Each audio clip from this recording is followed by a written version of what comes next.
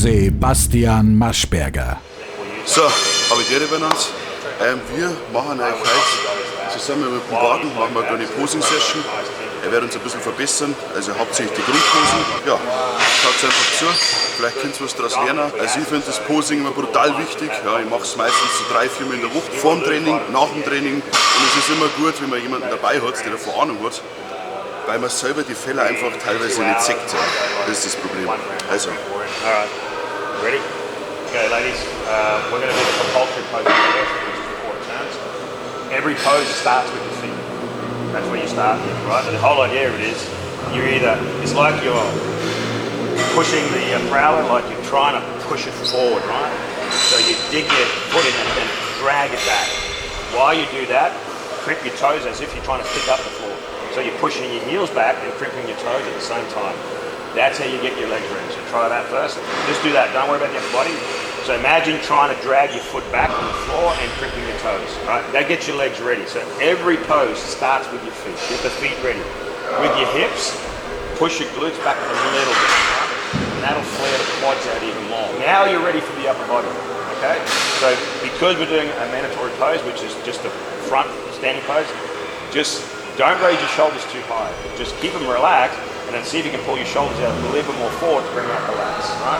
Your hands, you could either rotate them in or you've got to look what your forearm's doing. Most of the time you just rotate them in slightly, right? That gives you, it almost gives you the illusion of a bigger forearm. You're turning the extensions forward. Right? Okay. So that's your first pose, right? Breathe out. Contract the abs. And then relax. Quarter turn. Okay, now with the quarter turn, so your front foot is in front of you and the back foot is behind you. So I have a little trick. I get my little toe and I actually put it just underneath the arch of my the other foot, right? Then with my... Always look close at the feet. Yeah, I'll take my shoes off. So it's a cool little trick because it pins your feet down.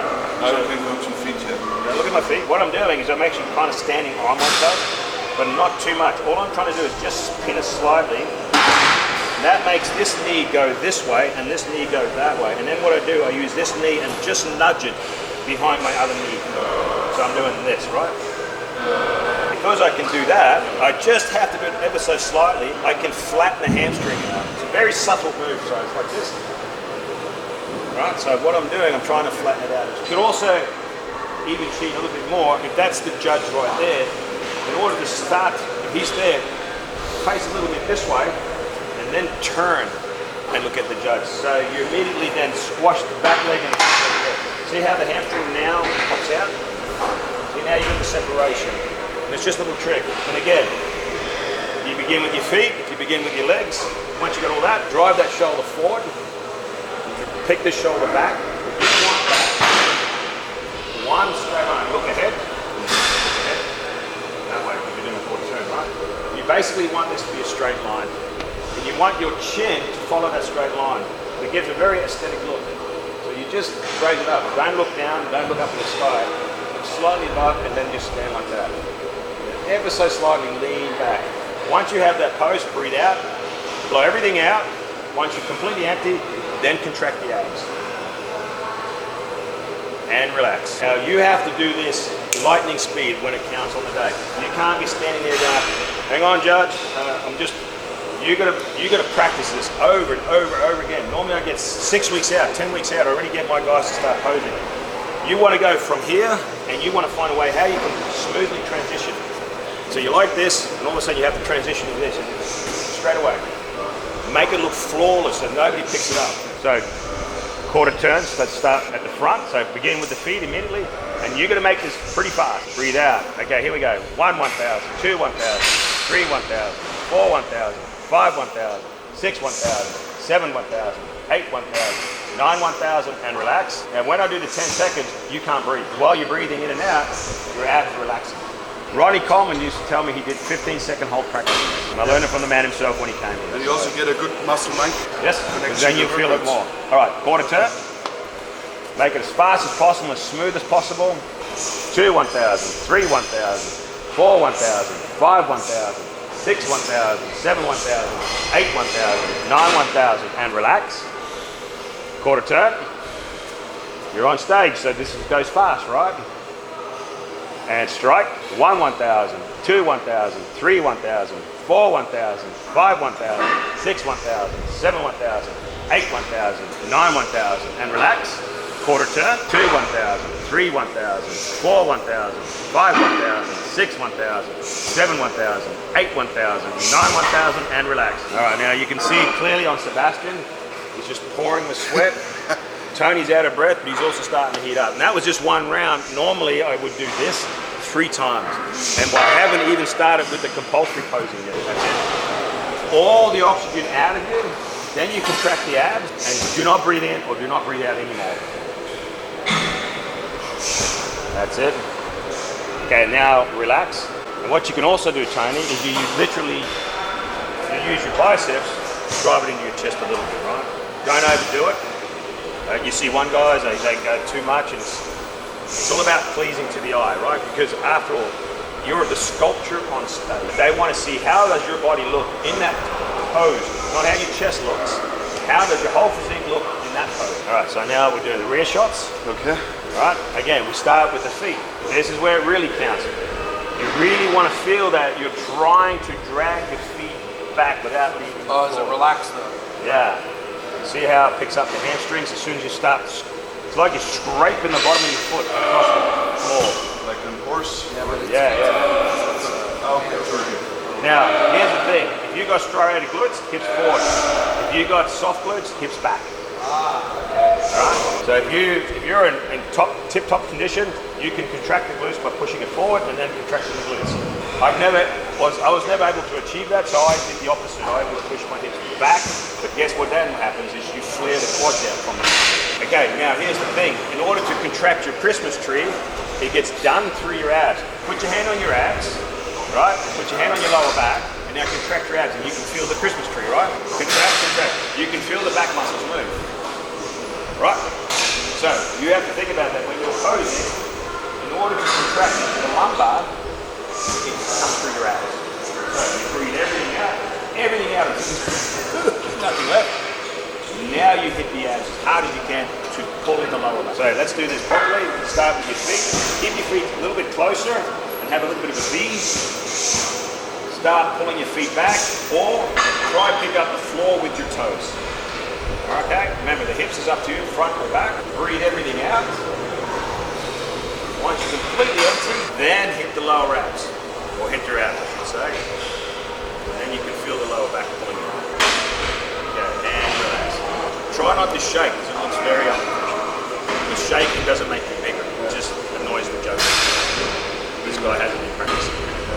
Okay, all right, so let's go to the front again. Okay, now, what I do is I make them go through these turns, and I do 10-second holds on every one of them, and I try it over the period of time, build it up to 15-second holds. This is like a workout. Let's just do one round of 10-second holds, and you watch how these guys will end up sweating and out of breath. My opinion, guys, if you're going to do it, you'll see a lot of guys, they'll go from this to this. I like to see long movements. That way it makes it look like you're a lot bigger. Like, step aside, guys, I need more room. So if I do a double bicep, I'd rather go right out. It's pleasing to the eye. It also gives the illusion that, like, step side, I'm so big, I need more room. Yeah. Never try to make you look small on stage. Like Arnold used to say, you little guys, you want to come out with it, you hide. Because this is hiding, this is making yourself big. There's a huge difference. All year round, you're working on your physique and then you hide it on stage. It's ridiculous.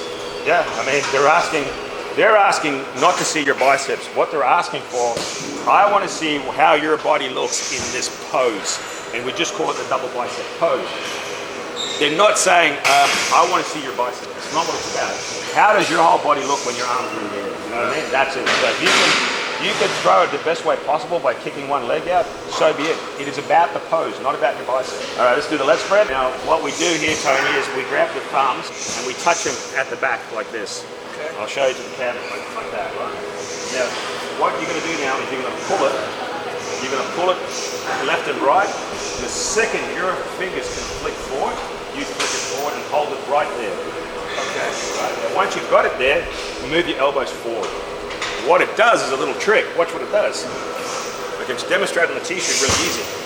Like this, and then I can use my fist itself to drive my sides in. Right? But you see what a lot of guys will do, they will put their thumb forward. Now they're hiding their abs. And their waist, right? Now I can use this hand and actually push my side in. Now, what we were allowed to do back in the day was we could grab our pinky, we could clip it to our underwear, and as we posed, it would automatically pull the string up. They give you a much more tapered look. What? If you've got like an underwear on, right? So what you do is as you go forward, you keep your pinky out. This is a little tricky, and then just before you pull it up, push it in, you grab the underwear, and then you move it forward. Automatically your hand goes up because you lean back. That pulls that string up a little bit more, so it literally looks like you've got even a smaller waist. Okay, I can visualize it now, Yeah, but the judges learned that and they said cut it out. But every once in a while you still see an old school guy do it. They just put that little pinky underneath there and go pop. And it just gives you that really good, it's another little trick, right? How the elbows forward. See how your waist now looks strong? Have a look in the mirror. How your waist now looks. Remember, bodybuilding is an illusion. It's how big you look on stage. If you grant an illusion, that's and you're literally cheating because you're driving you know what I mean? There you go. And then you just lean ever so slightly. Now sometimes you got to remember where the judges sit. If they're sitting really close, you might have to lean a little bit forward. If they're actually sitting far away from the stage, then you can lean it back a bit. So Tony, for you, I would lean back a bit. That looks better. And again, it just depends. If the judges are really close to the stage, you kind of have to lean a bit into them. So make note of where they're sitting as well. Okay. Low. So if I was doing a side chest, right, I'd be like this, and then I would actually sink a little bit lower than normal. This is the quarter turn. I'm just pushing the knees out. But if I'm doing a side chest, I stand on my tippy toes like a ballerina. That way you can flex the calves, right? And then I can pose, and then I just sink down a bit. All I'm doing is like the old trick when the guy used to get his hand and then push that bicep. Like, look how big my bicep is.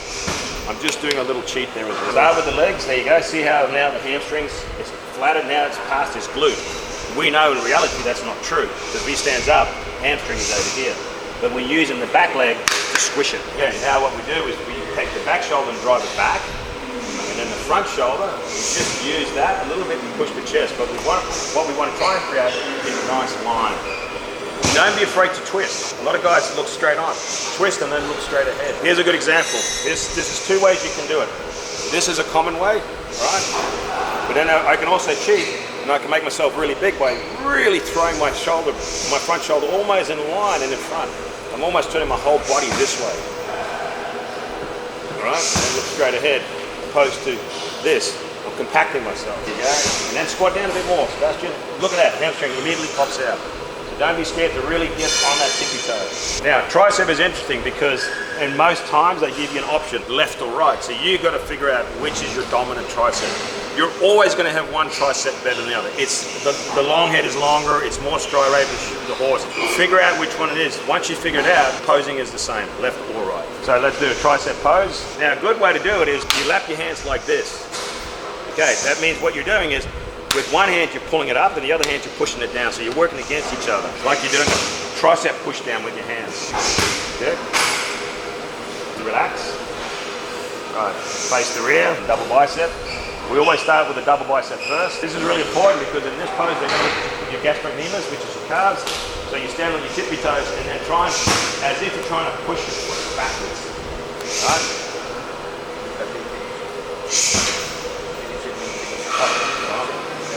Okay, breathe everything out, then hit the abs. And that way that lower back pulls in.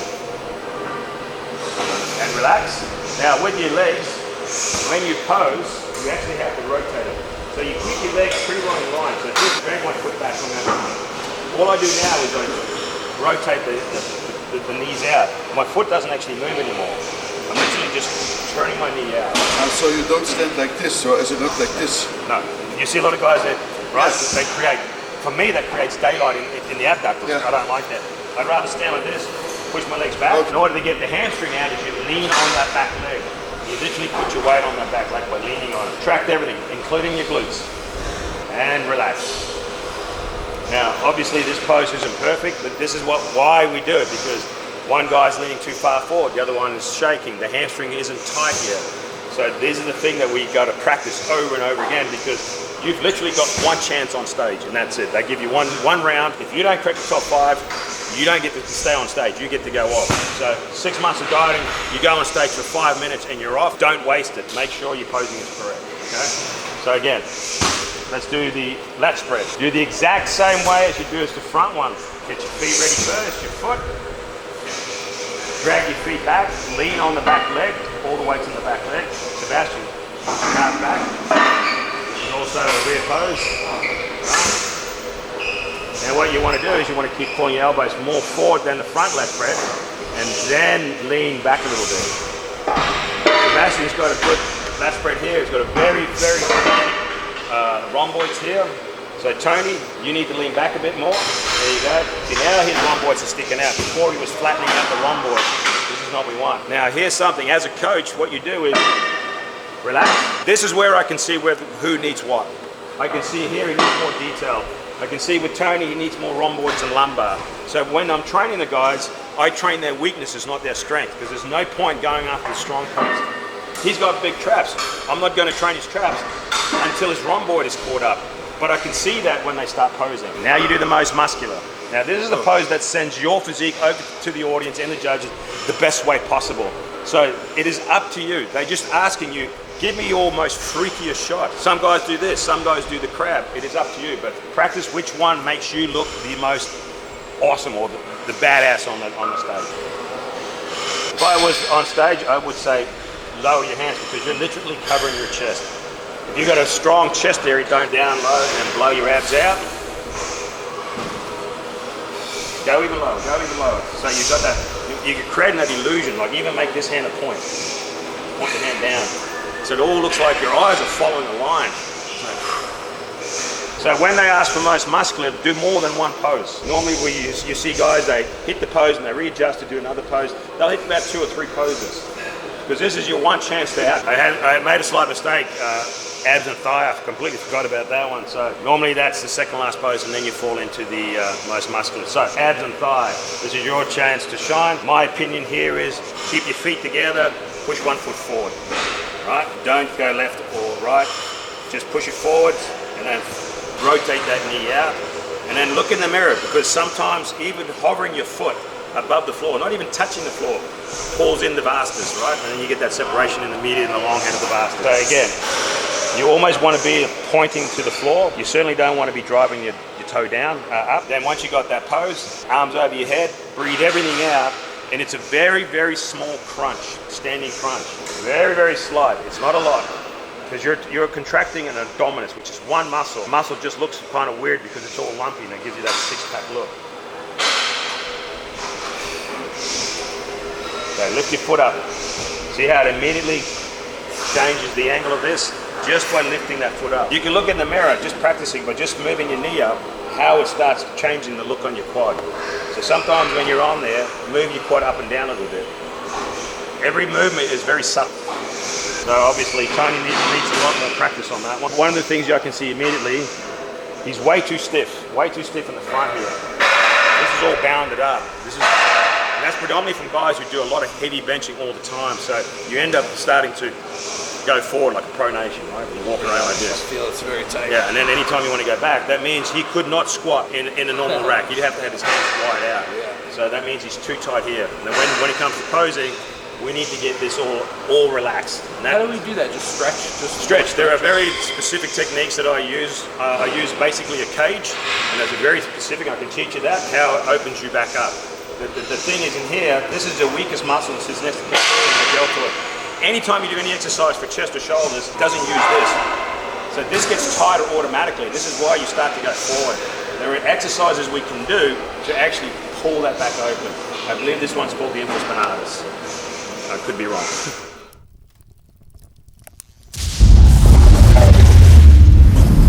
Sebastian Maschberger